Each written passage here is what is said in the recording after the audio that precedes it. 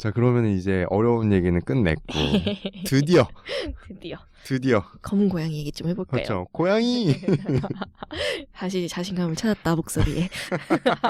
힘들었다 솔직히. 힘들었다. 없는 미천을 드러내서 아니에요. 까미님 잘 정리해 주셔서 감사합니다. 구화에 네. 고르나는 존재하는 고양이에서 설명했듯이 맞아요. 이 고양이의 역사가 꽤 있어요. 그러니까 처음에는 신격화되었으나 중세부터 이제 악마화가 되었잖아요. 맞아요. 왜냐면 중세에는 이제 유일신 믿음으로 기독교적인 관점에서 보니 이런 다신교 신앙들을 배척하게 된 거죠. 그래서 고대에 뿔이 있는 신을 뭐 악마로 여기기도 했고요. 그래서 귀가 뿔처럼 솟아있는 고양이도 차차 이제 배척하게 된 거죠. 물론 뭐 그 배경에는 다양한 이유들이 있을 수 있는데 뭐 그중 하나는 그때도 설명드렸던 뭐 배타적 관계에 있던 이슬람이 고양이를 너무 귀하게 여기니까 적대감이 생겨서 고양이를 배척했을 것이다. 뭐 이런 얘기들도 들려오고요. 그래서 어쨌든 중세시대 이후부터 이제 고양이에 대한 박해가 막 시작됐죠.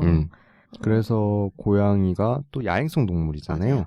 그러니까 악마의 부하, 또 뭐 밤이면 반짝거리는 눈 이런 것 때문에 악마가 변한 모습 이런 얘기를 듣고 마녀가 데리고 다니는 동물이라는 미신적 이미지가 완전 덧입혀지죠. 맞아요.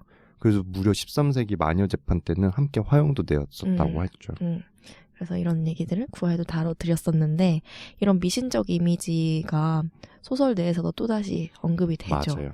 네, 저희 아까도 약간 언급하긴 했는데 검은 고양이라는 이런 이미지가 전 세계적으로 조금은 부정적인죠.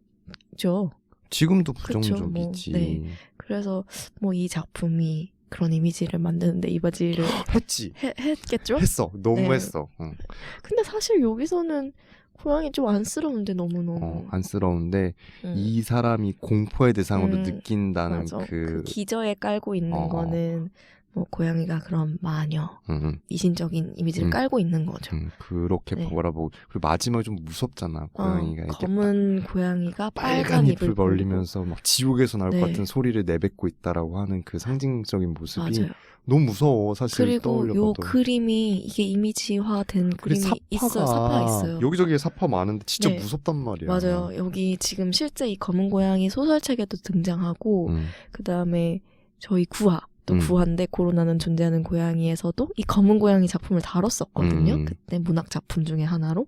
거기에도 등장한 이 마지막 장면을 사파로 그린 게 있는데 진짜 무서워요. 거기 이제 한쪽 눈 없고 맞아. 캬 이렇게 소리 지르는 장면이 묘사되는데 맞아. 무섭네. 왜냐면 이 소설이 아까 전에 문화 전방위적으로 영향력을 갖고 있다고 맞아요. 했잖아요. 리메이크도 되게 많이 되고 음.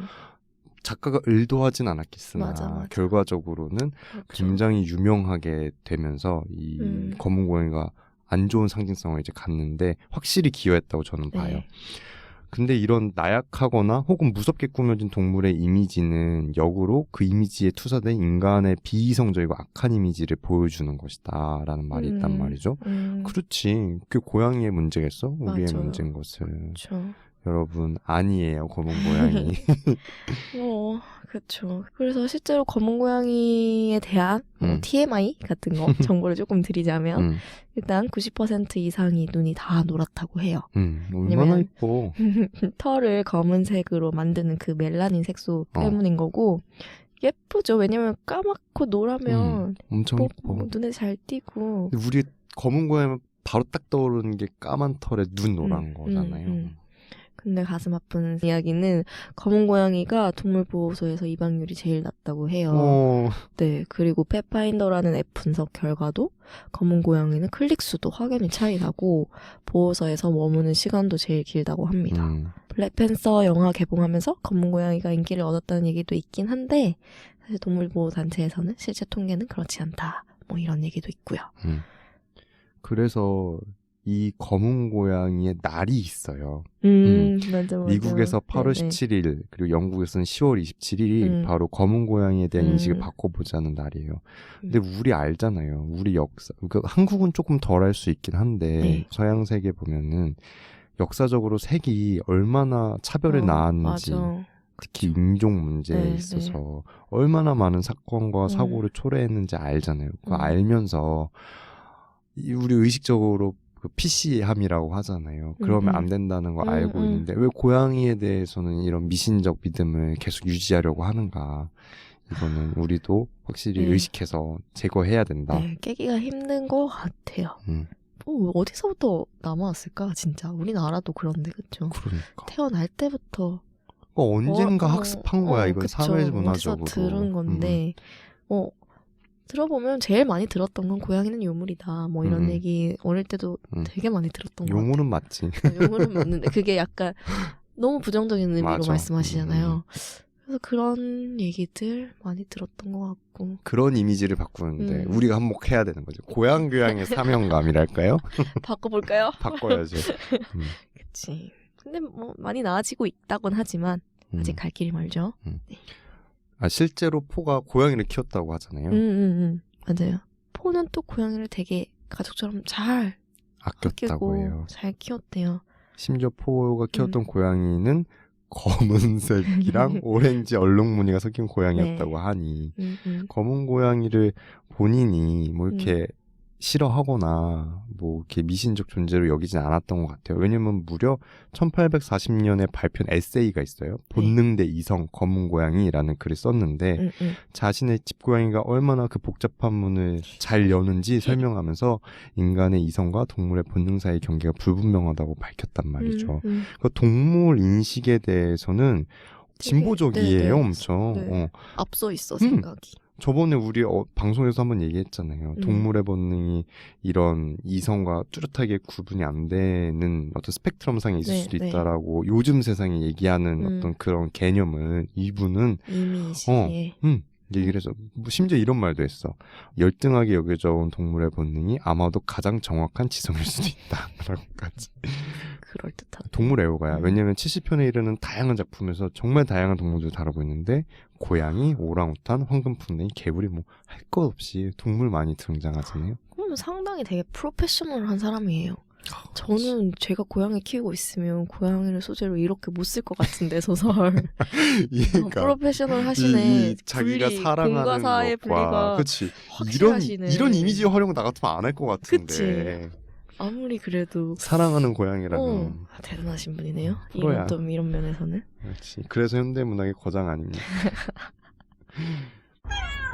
자, 그래서 다 읽어보시니까 어때요? 읽고 나서 어렵다. 다시 이만큼 얘기를 나누고 다시 정리하려니까 또 쉽지가 않은데 뭐 이야기 자체는 쉽게 흡입력 있게 읽을 수 있는 이야기예요. 뭐 지루할 틈도 없고 뭐 재밌다고 하기엔 약간 좀 그렇지만 그래도 잘 읽을 수 있는 소설입니다. 그리고 물론 중간중간에 가학적이고 잔인한 장면들은 거부감이 들긴 해요. 그렇지만 이제 뭐 플루토와 이제 두 번째 고양이의 연결고리 아니면 플루토가 어떻게 죽었을지 뭐 등등 뭐 이런 소설적인 장치들을 해석하는 재미, 뭐 흥미 이런 거는 읽으면서 확실히 많이 느낄 수 있었고요. 그리고 심리 묘사가 눈에 띄는 건 사실이었어요. 맞아요. 그리고 양극단에 있는 감정의 뭔가 이런 점진적인 변화. 맞아. 근데 그게 또 되게 자연스러웠어요. 어색하지 않고 잘 표현했고 극단적이긴 하지만 그럴 수 있겠다라고 생각되는 부분도 있었고요. 그래서 뭐 개인적으로 의미를 두면서 다양하게 해석할 수 있는 그런 복합적인 문학 작품이라는 생각이 들었고요. 제 취향은 아니지만 그래도 문학사적으로 중요한 작품을 읽고 고민해보고 뭐 해석도 이렇게 서로 나눠봤던 거에 상당한 의의를 두고 있습니다. 나는 이번 화를 통해서 교양이 진짜 한 단계 나아왔다. 네. 그렇죠. 우리 원래 목적인 고양이를 통해서 교양을 쌓아보자는 우리 방송 취지에 그쵸. 굉장히 적합하다. 매우 깊이가 있었어요. 그래요? 네. 기쁘다. 박수 드립니다. 감사합니다. 그러면 까미는 어땠어요? 총정리. 총정리. 고양이를 괴롭히면 천벌을 받는다. 술 마시고 행패 부리면 안 된다. 또 교훈은 또 제대로. 그런 매우 어렵게 있죠. 얘기를 했지만 간결하고 심플한 확 와닿는 직관적인 교훈이네요. 굉장히 흡입력이 있어요. 그러니까 맞아. 짧은데 이게 단편 소설의 진짜 거장이지라는 생각이 드는 거죠. 기승전결이 소설에 있다면 이거는 클라이막스만 계속 때리는 거야. 전. 맞아. 그래서 긴장이 막 최고조로 휘몰아치다가 어느덧 정신 차려보면 끝났어. 거의 정점에서 끝나는 느낌이긴 해요. 그쵸. 네. 그래서 신리 묘사가 어쨌든 섬세한 작품을 저도 좋고요. 개인적으로는 주인공이랑 작가 인생을 비슷해서 좀 안타까웠어요. 마음이 좀 아프긴 하죠. 그러니까 이런 술과 마약에서 헤어나오지 못한 에드거 앨런 포의 어떤 삶, 그 알코올 중독, 지독한 가난, 아내의 이른 사망, 뭐 개인적으로 부모님들과 가정의 불운함, 도박도 엄청 빠졌었다고 하고요. 이런 공포 죽음, 끔찍하고도 외로운 그의 삶이었지만 작품으로 통해서 되게 예술적인 형태로 잘 승화시켜서 표현한 게 아닐까. 그래서 안타까운 마음이 꽤 많이 들더라고요. 네. 그래도 추천드립니다. 추천드려야겠죠. 왜냐면 네. 뭐 애들한테 읽히고 싶진 네, 않아. 맞아요. 트라우마 생길 것 같고 좀 무서운데 그게 아니라 뭐 청소년기 이후의 어른들이라면 뭐 우리 나름 멘탈이 있으니까 맞아요. 한 번쯤 보고 인간 본성에 대해 이렇게 직접적으로 질문을 던진다는 게 중요하잖아요. 그러니까 맞아요. 어떻게 보면 우리가 외면해버리는 사실은 우리 어두운... 안에 있는 내면의 어떤 어두운 속성들이 날 것 그대로 펼쳐지거든. 과한 느낌이 있긴 한데 그쵸? 그게 소설의 매력이죠. 네. 과하게 맞아요. 가보는 거. 네. 자, 그래서 이어 읽기 좋은 어떤 연관된 것들 추천 좀 해주실까요? 에드거 앨런 포의 단편집과 뭐 이런 검은 고양이 관련해가지고 영화화가 많이 됐다고 했잖아요.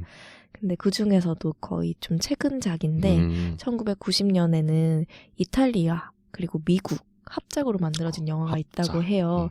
그래서 포의 소설 M. 발데마르의 사건의 진상을 조지 로메로가 감독이, 그리고 검은 고양이를 다리오 아르젠토 감독이 감독해서 60분짜리 2개를 이어 붙인 옴니버스 영화가 있다고 해요. 그러니까 이 영화를 보면은 포의 단편 2편을 감상해볼 수 있는 거죠. 그래서 이 작품을 추천드립니다. 1990년에 만들어진 검은 고양이 영화입니다. 네. 나 방금 또 생각났어. 종의 기원이라고 하는 소설이 있는데 거기도 약간 이런 느낌이었던 것 같아. 되게 멀쩡해 보이는데 조금씩 망가져가는 게 나오고 막 그런 죄책감이나 어떤 잘못된 행동들, 어떤 사악한 본능 이런 것들이 막 하다가 나중에 막 이게 파국으로 치닫게 되는, 그것도 읽고 나면 마음이 피폐해지는 장편인데, 이런 인간 내면의 어두움을 탐구해 본다는 관점에서 정주정 작가의 종의 기원. 오, 요거는 진짜 흥미가 생기네요. 꼭 읽어보세요. 피폐해집니다. 마음의 준비를 하고 읽어야겠다. 읽어보시면 재밌을 거예요. 마음의 준비를 하고 읽어보겠습니다. 저희가 다음에 같이 해볼 작품은 뭐죠? 저희 다음에 다뤄볼 작품은 다시 애니메이션으로 돌아갈 거고요. 파리의 도둑고양이라는 프랑스 애니메이션을 다뤄볼 예정입니다. 전 미리 봤는데 너무 좋더라고요. 기대가 되죠. 그렇죠. 제목은 조금 거슬리지만 어쨌든 파리가 들어가고 프랑스 애니메이션이라는 거에 그 원제는 도둑고양이 없어. 맞아요. 번역을 이상하게 한국 사람들 해놨어. 진짜 생각해봤는데 파리에 도둑이 많아서 그런 게 아닐까? 그럴 수도 있겠다. 소매치기 너무 많아요, 파리에. 그래서 그런 거라고 해석을 하도록 하죠. 네, 어쨌든 매우 재밌는 신선한 애니메이션이 될 거예요. 네. 그럼 다음에 또 뵙겠습니다. 들어주셔서 감사합니다. 감사합니다.